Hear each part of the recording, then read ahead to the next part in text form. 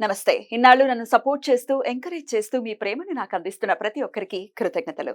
అలాగే ఈ వీడియో కూడా ఖచ్చితంగా మీకు ఉపయోగపడుతుంది. లైక్, షేర్ అండ్ సబ్స్క్రైబ్ చేసి మీ సపోర్ట్‌ని నాకు అందించండి. అలాగే ఈ వీడియో పట్ల మీకున్న అభిప్రాయాన్ని కామెంట్ సెక్షన్‌లో కామెంట్ చేసి తెలియజేయండి. ఇప్పుడు వీడియోని చూద్దాం. నమస్తే. Welcome to our channel. నేను పద్మిని. ప్రస్తుతం మనతో పాటు ఆస్ట్రాలజర్, టారో కార్డ్ రీడర్, అలాగే క్రిస్టల్ హీలర్ అనుపమ అడుప గారు ఉన్నారు. మాట్లాడదాం. అనుపమ గారు నమస్తే అండి. నమస్తే పద్మిని. అనుపమ గారు, వివాహానికి సంబంధించి రకరకాల ఇబ్బందులు అయితే ఫేస్ చేస్తూనే ఉన్నారు. ఇదర్ ఆలస్యం అవ్వటం, లేకపోతే చిన్న చిన్న ఈగో క్లాషెస్ తో డివోర్స్ వరకు వెళ్ళిపోవటం, సెకండ్ మ్యారేజ్ మళ్ళీ ఎవరు వస్తారు ఏంటో. ఒకసారి లేట్ అయితే ఒక కన్ఫ్యూజన్ ఉంటుంది చాలా మందికి. లేట్ అయిపోతే ఇంక ఏదో ఒకట్లే చేసేసుకుందాం, ఇది కూడా పోతే ఇంక మళ్ళీ వస్తుందో రాదో సంబంధం అన్న కన్ఫ్యూజన్ ఖచ్చితంగా ఉంటుంది. అందుకే పెద్దవాళ్ళు ఏదైనా మన వాళ్ళు చేశారు అంటే అది ఊరికే కాదు. అవును, చిన్న వయసులో చక్కగా ఒక 20-25 అట్లీస్ట్ 25 లోపు చేసుకుంటే అందం వేరు. పిల్లల్లో ఉండేటటువంటి అందం చాలా బ్యూటిఫుల్ గా ఉంటారు కదా ఆ టైంలో. Correct age. సరే, ఎవరి పర్సెప్షన్స్ వాళ్ళవి, ఎవరి క్యాలిక్యులేషన్స్ వాళ్ళవి, ఎవరి జీవితాలు వాళ్ళవి. But end of the day వివాహం ఆలస్యం అవుతుందని బాధపడే వాళ్ళ కోసం ఏదైనా రెమెడీ ఉందా మీ దగ్గర? జనరలీ మనకి మ్యారేజ్ చూసుకుంటే మళ్ళీ ఫస్ట్ లగ్న లార్డ్ అది చాలా ఇంపార్టెంట్ అన్నమాట. వాటికి అఫ్లిక్షన్స్ ఉండకూడదు.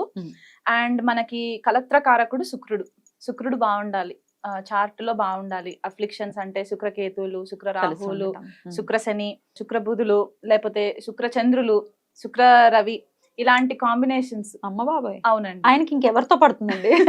జనరలీ శుక్ర కుజులు కూడా వాళ్ళకి తొందరగా మ్యారేజ్ అవుతుంది. వాళ్ళకి ఏంటంటే మ్యూచువల్ అట్రాక్షన్ అనమాట. శుక్ర కుజులు ఉంటుంది కదా, ఉంటుంది, మ్యూచువల్ అట్రాక్షన్ ఉంటుంది. జనరలీ మనం ఏం చెప్పుకుంటామంటే అర్ధనారీశ్వర యోగం అని చెప్తూ ఉంటారు. శుక్ర కుజులు కలిసి ఉంటే వీళ్ళకి ఏంటంటే ఆ మ్యూచువల్ అట్రాక్షన్. ఈ శుక్ర కుజుల కాంబినేషన్ ఉన్నప్పుడు మళ్ళీ బుధుడు కానీ, చంద్రుడు కానీ, గురువు కానీ, ఇలాంటి ప్లానెట్స్ రాహుకేతులు దృష్టి కానీ పడద్దు అనమాట. ఆ కాంబినేషన్స్ లో ఉండద్దు. సింపుల్ గా శుక్ర కుజులే ఉన్నా కూడా చాలా బెటర్. ఎందుకంటే భార్య భర్త ఎలా చూసినప్పుడు ఏంటంటే అరే కపుల్ చాలా బాగున్నారు కదా అనుకునే ఒక కాంబినేషన్ అనమాట. మ్యూచువల్ అట్రాక్షన్ ఉండాలి ఇద్దరికి, వాళ్ళిద్దరికే ఉండాలి కదా. ఉండాలి. మధ్యలో ఇంకెవరు థర్డ్ పార్టీ ఇన్ఫ్లుయెన్స్ ఉండకుండా ఉండడానికి ఈ గ్రహాల ఆస్పెక్ట్స్ ఉండకూడదు, కంజంక్షన్స్ ఉండకూడదు. అవి ఉంటే ప్రాబ్లమ్స్ వస్తాయి. సో చాలా మంది నానుడు ఏంటి అంటే శుక్రకుజులు అనేసరికి కొద్దిగా భయపడుతూ ఉంటారు అనమాట. క్యారెక్టర్ అసాసినేషన్స్ కూడా ఉంటాయి కదా. ఉంటాయండి, ఖచ్చితంగా ఉంటాయి. అంటే పాపం వాళ్ళు ఏం చేయకపోయినా కొన్నిసార్లు వాళ్ళకి అలా ఒక టైటిల్ వచ్చేసింది అనమాట. తప్పు కదా, తప్పే అండి. ఖచ్చితంగా తప్పే. సబ్జెక్ట్ తెలిసిన వాడి దగ్గరికి వెళ్తేనే బెటర్. ఇట్లా ఏదో వేగ్ గా మాట్లాడటం అనేది ఇబ్బంది పెడుతుంది కదా. అవునండి, ఖచ్చితంగా ఇబ్బంది పెడుతుంది. సో ఇలాంటి ప్లానెట్స్ ఉన్నప్పుడు మనకు కొద్దిగా ప్రాబ్లమ్స్ వస్తూ ఉంటాయి అన్నమాట. ఫస్ట్ మనము డిలే మ్యారేజెస్ ఎందుకు జరుగుతాయి? కొంతమందికి 35 దాటినా కూడా మనకి పెళ్ళవ్వని సిచ్యువేషన్స్ కొన్ని ఉంటాయి.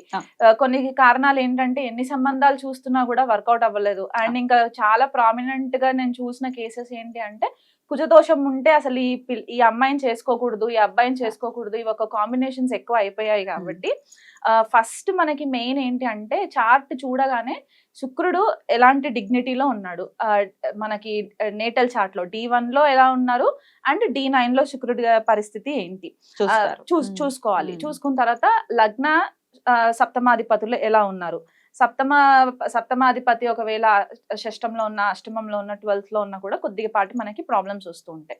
అది కాకుండా ఒకవేళ సప్తమాధిపతి శనితో కలిసి ఉన్నాడా డిలే అవ్వడానికి, బికాస్ మనకి తెలిసింది ఏంటంటే శని గ్రహం బేసికల్ గా స్లో మూవింగ్ ప్లానెట్ కాబట్టి కొద్దిగా డిలేస్ ఇస్తూ ఉంటారు. కాబట్టి ఆ డిలే శని వల్ల కాజ్ అవుతుందా? లగ్నంలో శని ఉన్నా, పంచమంలో శని ఉన్నా, సప్తమంలో శని, దశమంలో శని అంటే ఆయన వీక్షణ సప్తమం పైన ఖచ్చితంగా పడుతుంది.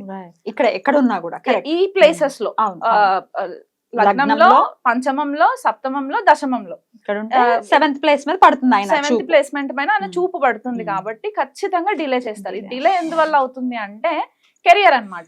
ఎందుకంటే శని కర్మకారకుడు కదా. సో కెరియర్ పైన ఎక్కువ ఫోకస్ వెళ్ళిపోతుంది వాళ్ళకి. కెరియర్ పైన ఎక్కువ ఫోకస్ వెళ్ళిపోయినప్పుడు ఏంటంటే మ్యారేజ్ చేసుకోవాలని దశ వచ్చినా కూడా వాళ్ళు కెరియర్ పైన ఎక్కువ ఫోకస్ చేయడం వల్ల ఇక్కడ ఆపర్చునిటీస్ మిస్ అయిపోతూ ఉంటారు.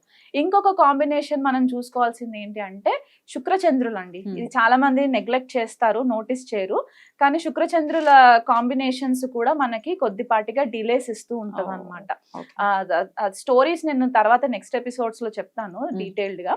బట్ ఈ కాంబినేషన్స్ మనకి డిలేస్ ఇస్తూ ఉంటుంది. అండ్ కుజుడు ప్లేస్మెంట్స్ కొన్నిసార్లు కుజుడు సప్తమంలో ఉన్న మీరు ఎలా కన్సిడర్ చేస్తారు కుజ దోషాన్ని?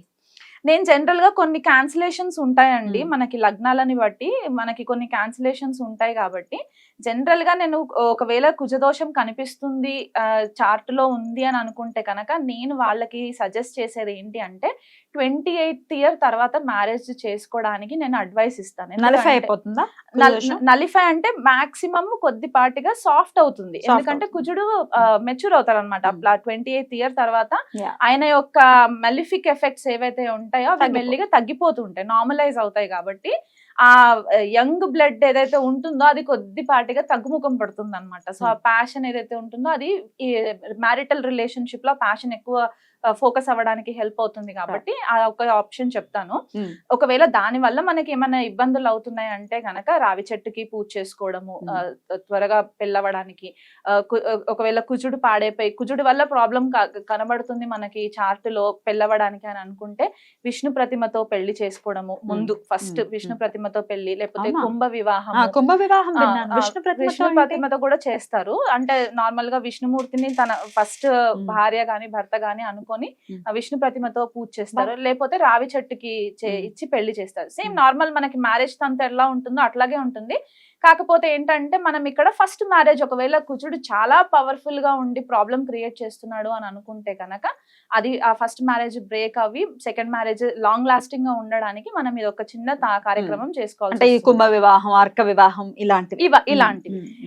ఇది డిలే మ్యారేజెస్ కి అయితే శనికి గనక డిలే అవుతుంది అని అనుకున్నా, శుక్రుడు వల్ల శుక్రచంద్రుల వల్ల డిలేస్ అవుతున్నాయి అనుకున్నా కూడా మనం వాళ్ళకి చెప్పవలసిన రెమెడీ ఏంటి అంటే రుక్మిణి కళ్యాణం అండి.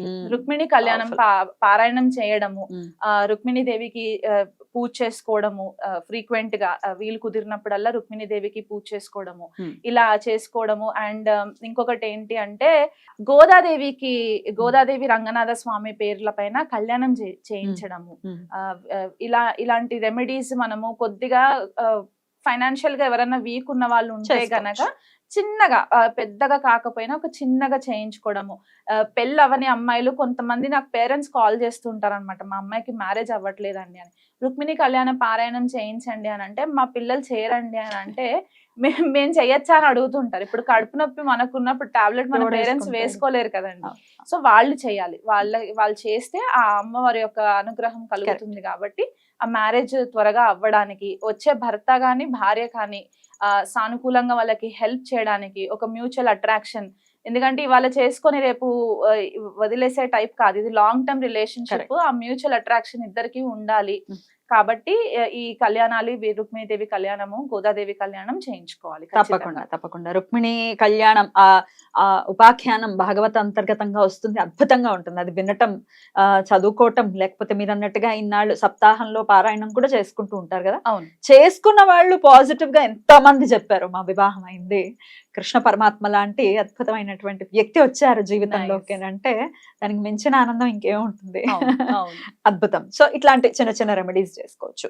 ఇంకా అసలు ఇవి చేసినా కూడా డిలే అవుతుందని అంటే అప్పుడు ఏం చెప్తారు? అంటే ఇప్పుడు మనకి మళ్ళీ దశ అంతర్దశలు కూడా రావాలండి. ఫస్ట్ సప్తమాధిపతి దశ, శుక్ర అంతర్దశ, దశానాథుడి పరిస్థితి ఏంటి, ఆ దశానాడికి శుక్రుడికి కనెక్షన్స్ ఏంటి, సప్తమాధిపతితో కనెక్షన్స్ ఏంటి, వెయిట్ చేయాలి. ఒకవేళ ఆ దశ అంతర్దశలు గనక మనకి దగ్గరలో లేదు, అనుకూలించలేదు అని అనుకుంటే వెయిట్ చేయాలి. ఎందుకంటే రాంగ్ టైమ్ లో మ్యారేజెస్ చేసి కూడా వాళ్ళు హ్యాపీగా ఉండరు.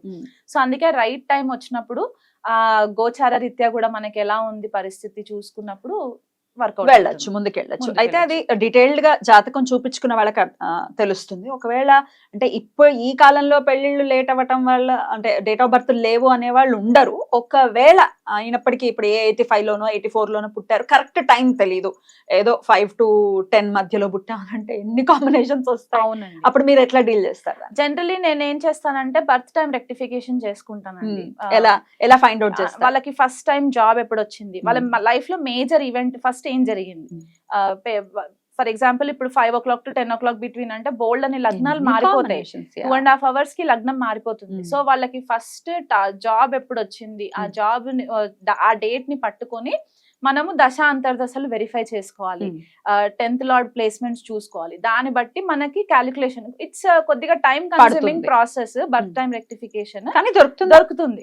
వీలైనంత మట్టుకు దొరుకుతుంది మనకి క్లారిటీగా. అండ్ ప్రశ్న లగ్నం కూడా చూస్తారా? ఆ ప్రశ్న వేసుకోవచ్చు, మనము ప్రశ్న వేసుకోవచ్చు. అండ్ ఒకవేళ నిజంగా టైం కరెక్ట్ గా తెలీదు అని అనుకున్నా చంద్రరాశి నుంచి చూసినా కూడా మనకి తెలిసిపోతుంది అండి చార్ట్.